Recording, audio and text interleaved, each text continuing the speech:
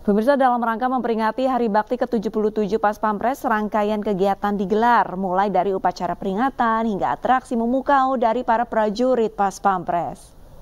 Ya, pemirsa, bertempat di Mako Paspampres Jakarta Pusat, peringatan Hari Bakti ke-77 Paspampres digelar.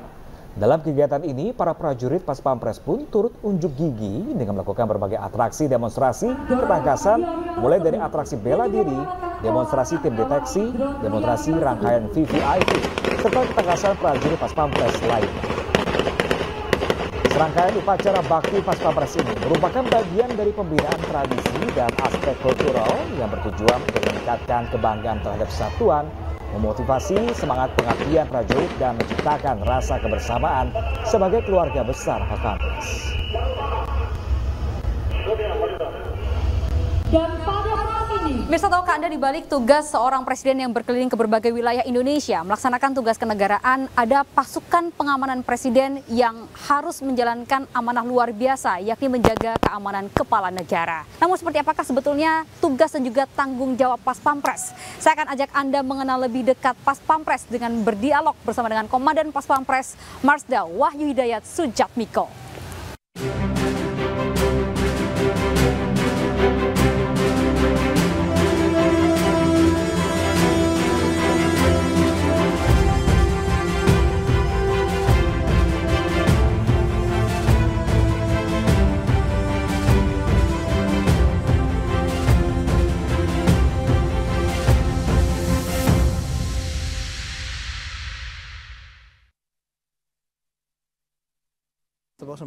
Selamat siang, Dan. Apa kabar, Dan? Selamat siang, Mbak. Alhamdulillah. Alhamdulillah. Gimana, Mbak, kabarnya sehat? Alhamdulillah sehat, Dan.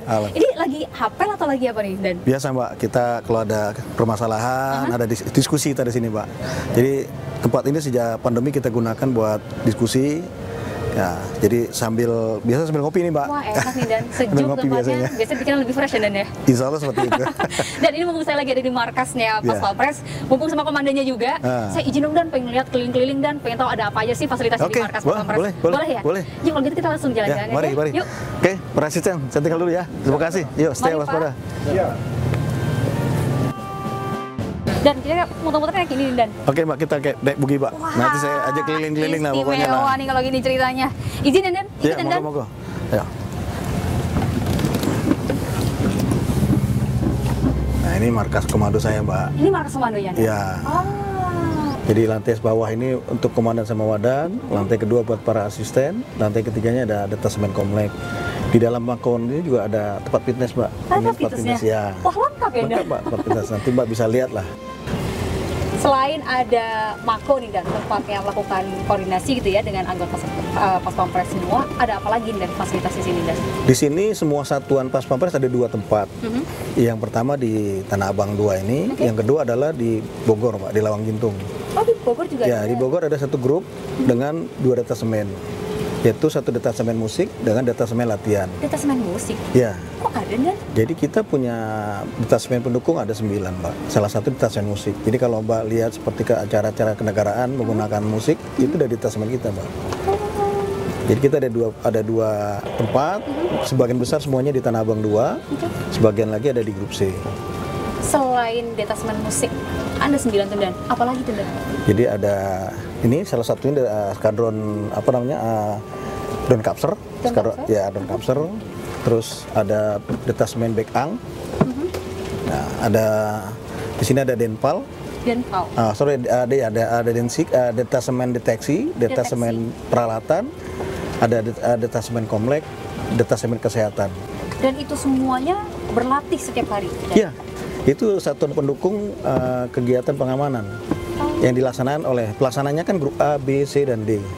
Ya, didukung sama detasemen-detasemen pendukung tersebut. Dan prajurit saya ada 3.140 orang, Mbak. 3.100? Ya. Semuanya di sini? Ya, sebagian besar di sini. Sisanya ada di Lawang Gintung itu. Banyak banget ya, Dan, ya? Iya, karena kita sekali naik itu bisa 1.000, Mbak. Sekali melakukan pengamanan? Iya, sekali kegiatan keluar itu bisa 1.000. Apalagi untuk kegiatan-kegiatan besar seperti kayak KTT G20. Ya, kemarin KTT kita melibatkan 4.000 orang kurang lebih. Kalau 4.000 dengan 3.100 di sini berarti 900 tambahan lainnya? Kita hanya terlibat 1.200, sisanya BKO, Mbak. Oh, BKO. BKO dari Kostrad, dari Marinir, dari Pasgat, maupun dari Kopassus. kemampuan yang dimiliki oleh Pas Pampres adalah harus bisa menembak, dan betul ya? Ya, kita harus satu kemampuan pribadi, harus punya kemampuan, salah satunya menembak, bela diri, dan fisik yang prima. Ini yang dikejar. Makanya syarat masuk kita salah satunya mahir dalam menembak, bela diri, tadi minimal dia punya sabuk hitam. Ngomongin soal menembak, dan saya mau dong ngeliatin latihan tembaknya, boleh ya? Oke, kita langsung sana yuk. Kita mampir ke lapangan tembak. Boleh, yuk. Ya. Jadi ada berapa lapangan tembak? Kita punya lapangan tembak 3, Mbak. 2 di indoor, 1 di outdoor. Ini lapangan tembak 2 yang biasa dipakai untuk tembak reaksi. Jadi nembak itu kemampuan pribadi, Mbak, nggak bisa diwakilkan. Latihan sendiri ya? Iya, jadi saya harus cari-cari waktu untuk pelatihan. Jadi kadang malam, ya kadang sore, kadang saya Sabtu atau Minggu di mana saya ada waktu. Iya, kebetulan saya sering tinggal di dalam, jadi saya tinggal jalan nggak jauh, kita bisa latihan. Iya. Frekuensinya dalam seminggu biasanya berapa kali latihan? Saya usahakan minimal saya bisa nembak seminggu bisa 2 atau 3 kali. Minimal? Minimal. Sekali tembakan itu berapa peluru, selongsong peluru yang bisa dihabiskan, Dan? Ya, karena satu kotak ini, Mbak. Satu kotak? Ya, 50 biji, 50 butir minimal lah. Nyampenya ke yang mana tuh, Dan? Yang target tengah? Ini kita biasanya tembaknya double tap, Pak. Tam-tam, tam-tam, tam-tam, tam-tam. Jadi apa kita bisa. Oh, double tap masing-masing? Dua butir. 2 butir? Untuk tahu kira-kira nyampe di tengah-tengah tujuan atau enggak, atau seberapa jauh gitu ya? Ya, jadi untuk mematikan itu, kalau sekali tembakan mungkin belum yakin. Tapi biasanya 2 kali tembakan.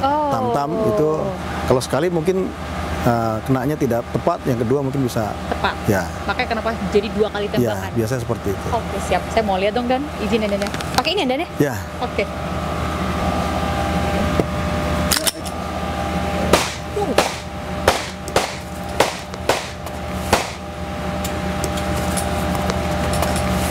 Ini yang bolong-bolong ini, Dan? Ya, ya. Harusnya masuk sini, Mbak. Yang bagus nih. Masuk di sini, ini yang bagus. Ini yang kena ini, Dan? Ya, ada nilainya, Mbak, ABCD itu. Paling bagus nilai A. Paling bagus nilai A. Wow. Tapi susah sekali, Dan, untuk bisa melakukan gerakan dengan sambil... Iya, butuh latihan makanya. Karena dia harus bergerak, nembaknya nggak urut. Kanan, kiri, kanan, kiri. Dan itu harus dilakukan oleh setiap anggota Pas Pampres setiap harinya? Harus, ya. Karena kan pegangannya senjata. Dia harus kuasai senjata itu. Dan juga melakukan pengamanan terhadap kepala negara, ya? Betul. Oh, gitu, saya mau lihat ruangan yang lainnya dong, fasilitas yang lain boleh ya? Mbak, nggak nyoba dulu? Aduh, nggak ada. Makasih, Dan. Biar tahu gimana sulitnya kalau nembak itu, Mbak. Makasih, Dan. Saya penakut orangnya. Jadi semenjak komandan ditunjuk oleh Presiden untuk kemudian menjadi komandan Pas Pampres. Dari perjalanan 6 bulan ini, tantangan apa sih, Dan, yang paling berat sebetulnya, Dan? Ya, banyak sekali sih, Mbak. Tapi yang paling jelas ini masa saya pada saat saya jadi masuk pertama. Mungkin HP, gadget belum terlalu seperti sekarang, Mbak. Tantangan paling berat sekarang adalah bagaimana prajurit kita bisa fokus. Mana kapan dia bisa fokus pada tugas dan dia bisa bermain santai dengan handphonenya. Ini tantangan paling berat, Mbak. Baik semua. Nah, yang kedua, saya ingin sekali meningkatkan profesionalisme prajurit saya. Ya, kami masih sangat butuh latihan dan latihan. Karena tidak ada prajurit yang hebat, yang adalah prajurit yang terlatih. Nah, sedangkan di Pas Pampres ini tidak boleh ada kata ulangi, Mbak. Tidak boleh ada kata ulangi? Kenapa? Karena kalau sudah kejadian, sudah selesai, Mbak. Tidak bisa diulang lagi. Jadi kita tidak boleh semuanya asal-asalan bekerjanya. Tidak boleh rutinitas, tidak boleh ambil risiko. Dan harus zero mistake, ya? Nggak boleh ada kesalahan. Sekali kita salah, tidak bisa diulangi lagi, Mbak. Betul. Makanya tidak ada kata ulangi. Makanya dipersiapkan sebaik mungkin supaya itu tidak terjadi. Nah, memang jadi seorang Pas Pampres itu, ya yang membuat stres ini kan kita tidak tahu kapan itu ancaman akan datang, Pak. Betul. Kapan waktunya, di mana dan bagaimana. Yang ada kita selalu siaga. Makanya kita selalu waspada, yaitu tadi motonya kita harus waspada. Kenapa? Kita tidak tahu kapan ancaman itu akan datang. Tapi manakala ancaman itu datang, kita harus selalu siap. Tapi kalau misalnya kita ingat, Dan, dalam setiap kunjungan Presiden itu seringkali Presiden tuh menyapa warga. Bahkan kalau kita ingat di pernikahan Mas Kaisang dengan Mbak Erina kemarin, dalam kirap dari Loji Gandrung menuju ke Pura Mangkunegara di 3,5 kilometer itu ribuan warga menyemut berusaha untuk menyapa Presiden dari jarak dekat. Itu bagaimana pengamanannya, tantangannya kan luar biasa sekali, Dan? Ya, itulah pengamanan VVIP itu tidak hanya dikerjakan oleh Pas Pampres. Jadi kita berbagi dengan wilayah, dalam hal ini Kodam. Ya, Pas Pampres hanya bertugas di ring satunya saja. Tapi ring 2, ring 3 itu Pangdam dan Kapolda yang bertanggung jawab di dalamnya. Sehingga kita dibantu oleh Pamtirai wilayah untuk pembatas. Tapi di ring satunya adalah tanggung jawab kita. Jadi kerjasama yang baik, berkoordinasi yang baik dengan wilayah, dan pada saat kegiatan pernikahan itu memang ada satgas, Mbak. Karena langsung Panglima TNI bentuk satgas, dan kami yang membentuk satgas juga, baik satgas yang di Jogja maupun satgas yang di Solo. Ya. Nah, tapi kan kadang-kadang ada saja dan orang-orang yang berusaha untuk menerobos. Kita ingat waktu di G20 kemarin ada salah satu orang yang begitu excited bertemu dengan presiden dan bahkan bikin konten gitu ya, akhirnya menerobos gitu kan. Bagaimana kemudian itu upaya-upaya tersebut bisa dicegah? Apalagi ketika presiden menyapa warga di tengah pasar, misalnya kerumunan. Bagaimana Pas Pampres kemudian melakukan penjagaannya? Ya, yang pertama kembali tim advance itu harus menyiapkan lokasi dengan sebaik-baiknya. Artinya, contoh misalkan kita akan kunjungan ke pasar, Mbak. Jadi pasar sebelum kita datang sudah di steril, terutama seperti pasar yang biasanya seperti di tempat-tempat tertentu kan ada pisau atau alat-alat pisau benda-benda tajam, itu sudah kita amankan dulu. Yang kedua, kita koordinasi dengan wilayah untuk gelar Pamtirai. Yang ketiga, kita membuat satu sistem di mana Bapak bisa berkomunikasi dengan menyapa masyarakat, tetapi juga kita bisa mengamankan beliau. Karena memang beliau paling suka bersapa dengan masyarakat. Ya memang kerja keras buat kita. Tapi kita akan juga ikut senang manakala Bapak juga nyaman dan senang bisa nyapa masyarakat. Memang luar biasa, Mbak. Nyaman dan aman, itu siap. Susah dan nah, gak mudah. Aman dan nyaman tuh berarti kerja keras, Mbak.